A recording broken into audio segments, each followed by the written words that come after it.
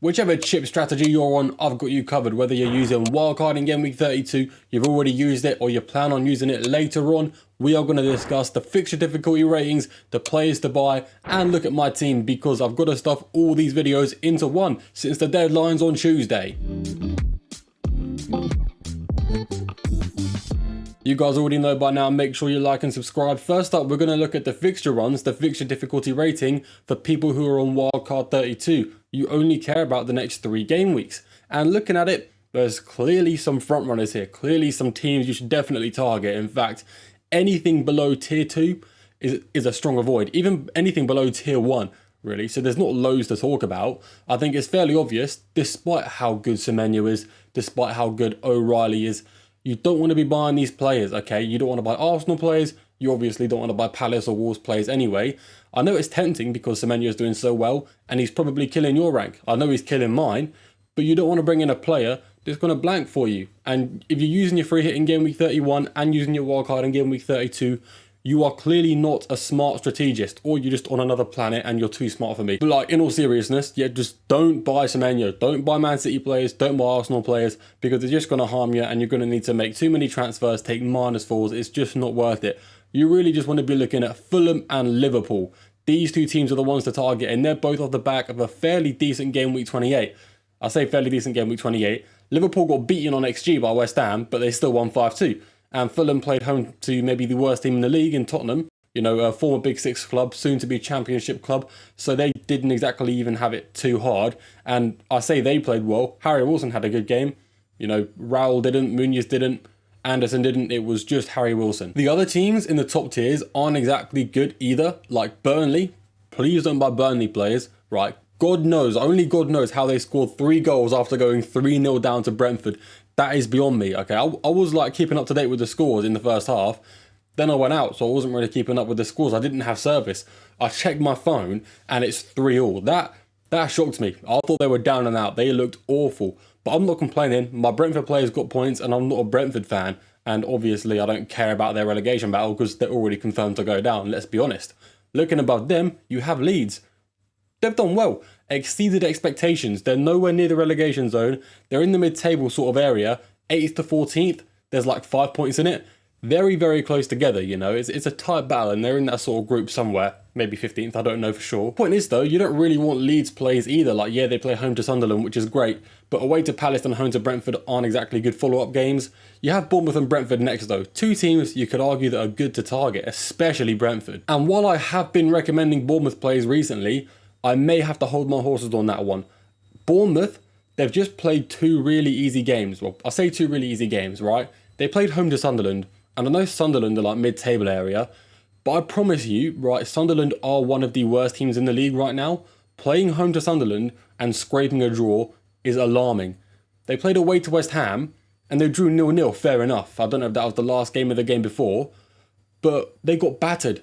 They didn't lose, but they should have lost 4-0. It shocked me that they didn't lose at least 4-0. They are not playing well, Bournemouth, and their results say otherwise. They disagree with me, but I'm telling you right now, Bournemouth look like they're on a gradual decline. And while their players aren't awful, you know, there's still some players on decent form in the last 4 or 5 games, and their fixtures aren't bad, I would actually be quite, you know, what's the word? I'd be very cautious of looking at these Bournemouth players, especially when Brentford players, who have an equally good fixture run and cost the same price, are a lot better. As for those of us who are not using wildcard in Game Week 32, I personally right now have plans to use it in blank Game Week 34. I'm just on a different wavelength to everyone else. I think I'm better. I'm probably not, but you know, only time will tell. The fixtures don't change too much. You still have Liverpool in the top tier, but Brentford do come to the top.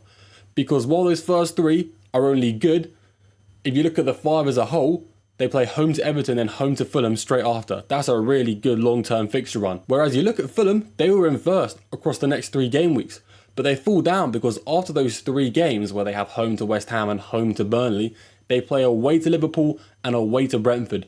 Which means, yeah, it's great, you know, because the earlier game weeks carry more influence. They're still going to be good up until Game Week 32. But when Game Week 32 comes, you're not going to want to own them players, which is why it's fine for those of you on Game Week 32 wildcard. That's what's mainly going to separate everyone. I feel like those on wildcard 32 are going to be looking for Harry Wilson and Anderson, and I would be too.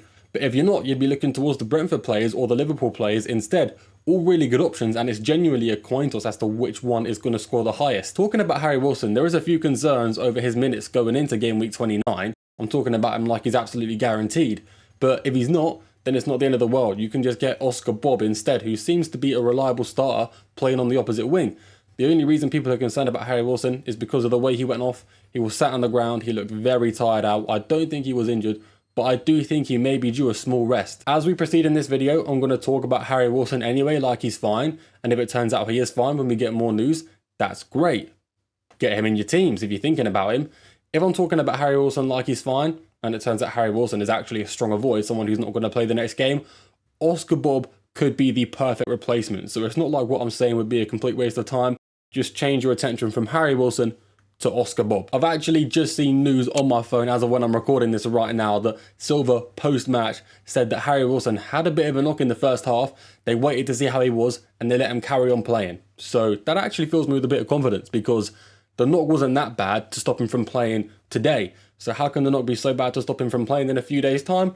Obviously things could change, but that's all we know so far. Okay, players to buy now. We're not looking at defenders, midfielders, forwards like normal. We're doing one graph for people who are on Wildcard 32, which is this one right here. If you don't care, skip ahead to the players to buy graph where we're looking at players for the long term with no wildcard planned. Once again, Harry Wilson is at the top here, so hopefully he's okay. There's not a lot of defensive data here, and we are looking at two defenders on this graph. I will say right now, Fulham currently have a middling, mid-table average defence in the last 8 games. Looking at expected goals conceded and expected clean sheets, it's not great, but it's not awful at the same time.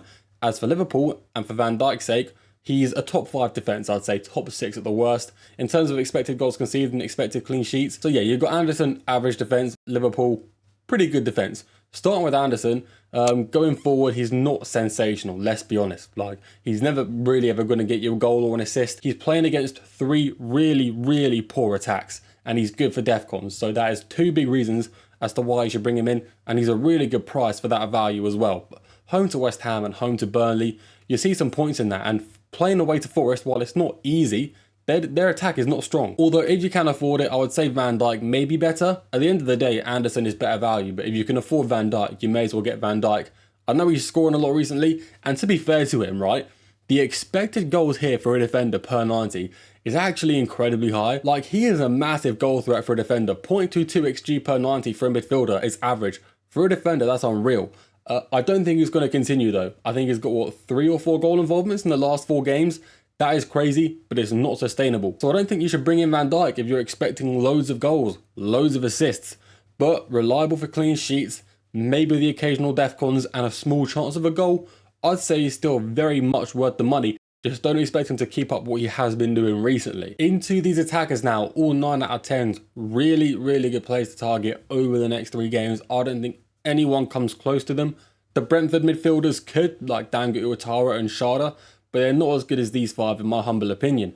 Ekitike, first of all, he had a great game, 15-pointer, quite lucky with the assists, if we're being honest, and that's coming from an owner, okay? I benefited from those points. I even said he was the 3rd best captain, but he probably didn't deserve to score that high. But then again, I've had games with Ekitike. I still remember having him as my captain home to Burnley. He had so many big chances, racked up so much XG and did nothing, so he kind of owes me them lucky assists. He really does. The underlying data here is quite strong for him. The fixtures are good. We already talked about it with Van Dijk. He is quite pricey. Thiago is really the only other good forward in the game in my humble opinion. Like, you could look to Raul Jimenez, but his minutes are now threatened by Rodrigo Muniz. So these are the main 2 you want to target. The reason I've put Thiago slightly above Ekitike is because he's cheaper. I think he's probably as good despite being 2 million less. But yeah, there's just not many good expensive players in the game. So getting either Ekitike or Thiago shouldn't be too hard. But if you can't afford Ekitike, Thiago is already a great guy to go for. But I feel like a lot of you watching this video will already own Thiago. 100% don't sell Thiago for Ekitike. Don't do that. But if you have a way to bring in Ekitike, maybe even downgrading an expensive midfielder to bring in Ekitike, that would be a great idea.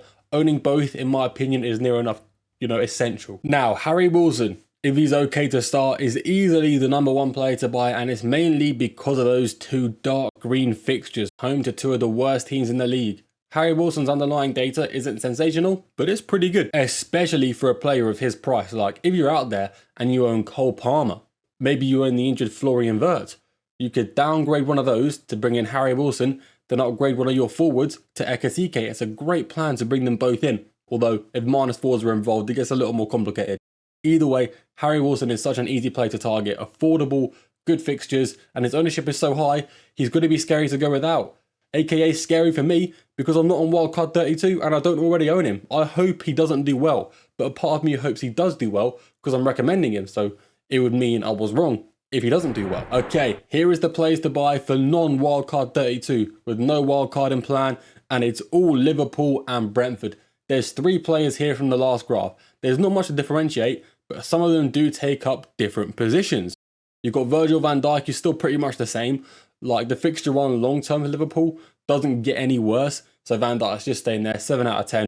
Great option for if you're on Wildcard 32 or you're not. Kevin Schade, not reliable enough data really. He's played, what, 170, 160 minutes in the last, since he's been banned, since he got that red card, so there's not much to go off.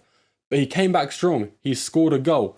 Kevin Schade has been decent early this season. The only issue is he can be quite wasteful. I owned him for that 20-pointer hat-trick. I owned him for a few game weeks onwards as well, and he still underperformed for me. You know, he had 4 big chances, 1.8 XG in the last 4 games I owned him, and didn't score once. It was terrible. It was annoying to watch, which is why I prefer the cheaper alternative, Dango Uwatara. Despite the underlying data, especially for goal threat not being amazing, the creative potential is really strong, especially with the amount of big chances he is creating. And like I said, he's cheaper than Schade. He looks to be more reliable in terms of finishing. Like, when he gets the chances, he actually scores them. You can't say the same for Schade. As for minutes, I don't think either of these guys are much of a risk. Yeah, they may not play the full 90 every game, but they'll be playing at least 70 minutes. On a bad day, maybe 60. And their entry point is away to Bournemouth, which isn't a green fixture, it's a grey fixture. But like I was saying earlier, Bournemouth look like they're on a downwards trend. And I think Brentford, apart from conceding 3 goals to Burnley somehow in the second half, are doing fairly well. You know, they're pushing for a European spot, and I thought they were going to be near the bottom half of the table. Like, how do you lose your manager, replace him with a set-piece coach, lose your goalkeeper, lose your centre-back, lose your centre-mid, you lose your striker as well, you lose Mbumo, and somehow you get even better? That still, to this day, does not make any sense to me. As for these top 2, we talked about them on the Wildcard 32 graph. They're both the most essential strikers in the game, in my opinion. Thiago goes from a 9 out of 10 to a 10 out of 10, purely because I just think he's the most essential player in the game, especially with how good he is short term and long term, and with how high his ownership is, with the fact he's a captaincy option in some game weeks for like 7 mil. Crazy not to own him, and I think all of you should be able to get him in. There's no strikers you're going to need to be holding. I mean, if you own Haaland and Ekatike and you've been playing a front 2 all season, it may be hard to get Thiago, but you need to find a way to bring him in. And like I said earlier, I'll say it again because some of you may have skipped past the last graph, but Ekatike, in my opinion, is just as good as Thiago, but he costs more, 2 or 3 million more. The underlying data, pretty similar. The actual output across the whole season doesn't change too much. They both come on good form and bad form, it changes. Before we get into my team, we need to talk about Haaland. You guys have probably seen this already. First off, we have what Pep said. Pep said he doesn't know when Haaland will be back, but it seems to be a minor injury he picked up in training a couple days ago. Now, there was another Norwegian source, I think a Man City fan account reposted and tweeted about, but it's a fairly reliable source, and they've tweeted about Haaland before because they're quite close to the family in some way or another. I'm not too sure. In terms of reliability, I would say they're on the safer end of things. They're definitely not a source that would just go throwing lies randomly. And they said it's very minor, and they would be hoping to have him back for the midweek, game week 29. So there is a chance he is ready. But the truth is, as of right now, nobody knows. And that's just how it is, which is really annoying because looking at these stats, home to Forest, Haaland has a great matchup and is probably the best captaincy option. And his underlying data is also looking the best it has in a while. Fair enough. I'm only really going off the last 225 minutes, but the data still looks good nonetheless. As for what I'm going to do, I'm going to hold him up until the deadline. I'm going to wait for any news that I can get. If we don't hear anything more, I'm going to hold him because if he does start home to Forest and you don't own him, you're screwed for that game week. Unless you're incredibly lucky, you would be screwed. So I wouldn't jump to selling Haaland straight away, even if he's at risk of dropping in price. That fixture is too good, and he is definitely the best captaincy option this game week. Especially for me, if he's not ready to play, I don't have a single good captaincy option in my team. But yeah, long story short, he should be back soon. As for whether he's back for game week 29, We don't know. Hopefully we find out soon. Anyway, let's take a look at my FPL team for game week 29. So this is one of those game weeks, we all have them. It was one of those weeks where all your players just don't really have a great fixture. Like long term, these guys have good fixtures. Just it turns out in game week 29, the fairly mediocre fixture, for them it all comes at once for nearly all 11 players. Now I will need to make a transfer if Haaland isn't ready to start in game week 29. I need to be prepared for this because I have Chalobah as my first sub. Guys, I know Aston Villa are on bad form, but I don't want Chalobah as my first sub. As to whether I'd be selling Chalobah to Van Dijk or selling Haaland for another forward, I don't know yet. But if there is an injury, I will need to change this team around. In this video, I'm not going to be changing my team around because as of right now, there are no planned changes. Now, if it turns out Haaland isn't ready to play, you can expect me to probably make a change, something like Chalobah to Van Dijk. And I will always post my team on Twitter and on YouTube as a post just before the deadline, so I keep you guys fully up to date. But as of right now, the plan is to keep the team looking just like this, and I'm fairly happy with it. Despite it maybe being a small red arrow, the game weeks to follow look really strong. Obviously, Arsenal and Brighton will hopefully be 0-0 for me. I very much doubt it. I'm hoping at least my Arsenal defenders will keep some clean sheets. No hope for Verbruggen really. As for Vandenberg, not massively hopeful for a clean sheet, but he's looking really good for Defcons and he's looking like quite a threat in the box. Gordon is the player I took a hit for last game week. He only got 2 points in a fairly easy fixture, but the alternative was a player on 0 points. So the extra transfer I used only really came at a -2, which isn't the end of the world. He does play home to Man United, which also isn't the end of the world in this game week, but Manchester United's defensive data in the last 8 game weeks is a lot better than every other team in the league aside from Arsenal, and that's not surprising. We all know how strong Arsenal are defensively, but Manchester United being this strong, I don't think anyone expected, especially myself. So while it's not a red fixture, it's still not going to be especially easy for Gordon.